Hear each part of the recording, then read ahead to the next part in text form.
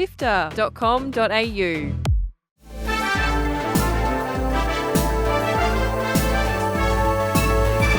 Hi, I'm Fiona Bartholomaeus. And I'm Kyle Pauletto. Welcome to Walkthrough, SIFTER's weekly recap on the biggest news in video games. For our final walkthrough of the year, we'll be covering the 2024 Game Awards, Funko's false DMCA claim against itch.io, and we get LEGO Fortnite GTA before GTA 6. Here is the news for Sunday, 15th of December. Let's go. Join the SIFTER community on Discord at sifter.com.au/Discord. What a week, Fee.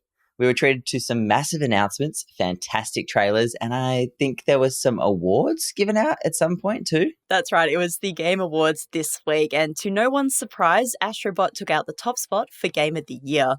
The walking, talking PlayStation ad cleaned up, actually, taking home Game of the Year, Best Family Game, Best Game Direction, and Best Action Adventure Game. Black Myth Wukong also took out 4 awards. Indie poker-like Bellatro had a great night and was awarded Best Debut Indie, Best Indie in General, as well as Best Mobile Game.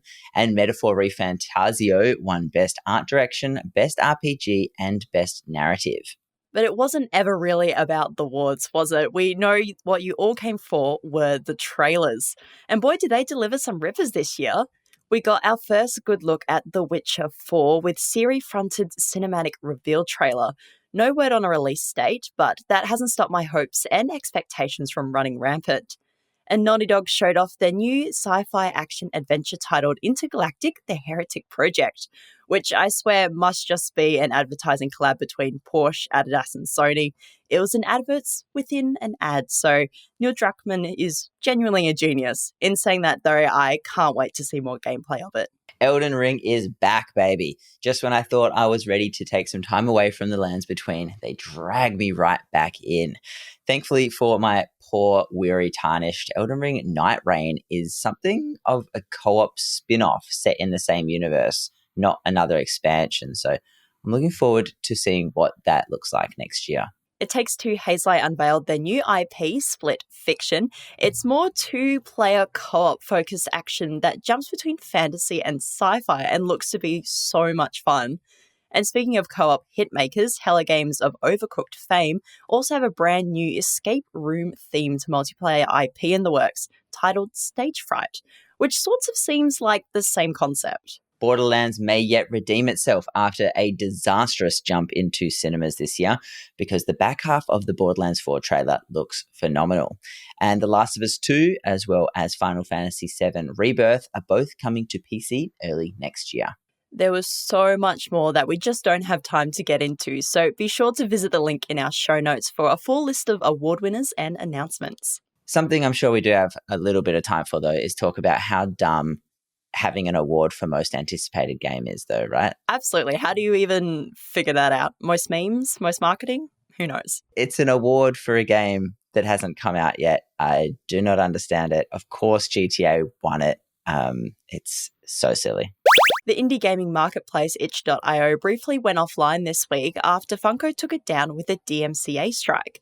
According to Leifo Corcoran, the founder of Itch, Funko has an AI-powered brand protection software called Brand Shield, which created a phishing report to their registrar. Corcoran said Itch responded to the claim, took down the page in question, but Funko supposedly ignored it and disabled their whole domain. On X, Funko said the takedown request targeted a specific page that was imitating the Funko Fusion development website, not the entire itch.io website. To add some weirdness into the mix, apparently Funko called the founder's mum. Corcoran posted a screenshot of a text from their mum, which said, "Got a strange call from a company about accusatory statements on your social media account.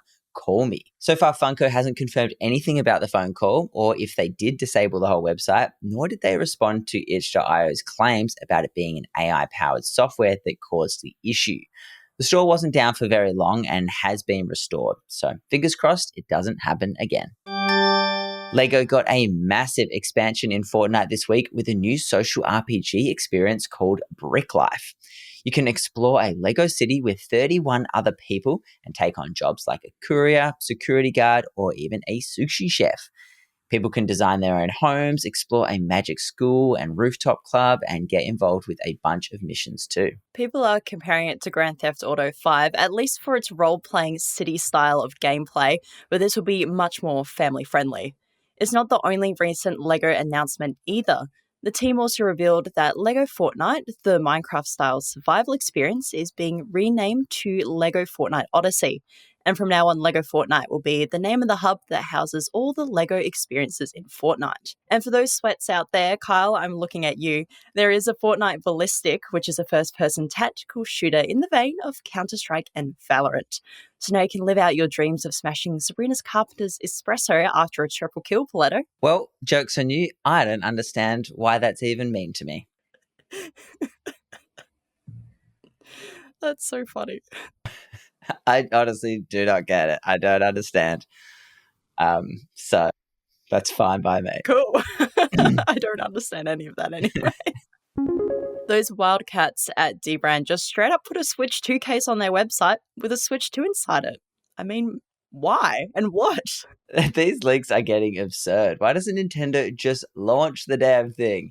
Dbrand CEO Adam Ijaz confirmed that the device you can see inside the semi-transparent case is made from a 3D scan of a real device. It's a heck of a viral marketing move from a company that's known for pushing the boundaries, but you know what? Good on them. You can see the video on Dbrand's website. That's it for the big headlines. Here are the rest of the games coming out this year. Bit of an odd one to start with this week. We have the Netflix gaming exclusive Squid Game Unleashed.